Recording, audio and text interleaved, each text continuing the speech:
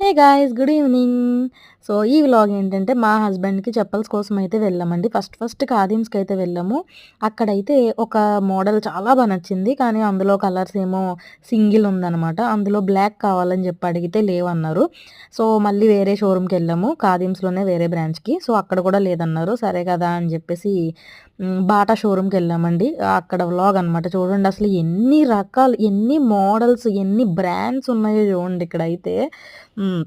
So, అసలు ఇన్ని brands చెప్పాల్సి ఉంటాయని నాకు షాకింగ్‌లా ఉంది. అసలు ఏంటి ఇన్ని రకాలు అని జెప్పి. సో, తర్వాతొచ్చేసి మళ్ళీ సెంట్రోకి కూడా ఎళ్ళాము. ఇది సెంట్రోనే. ఇప్పుడు నేను ఇది పెడుతున్న clip Bata showroom plus Centro 2 mix చేసి పెట్టేసానండి.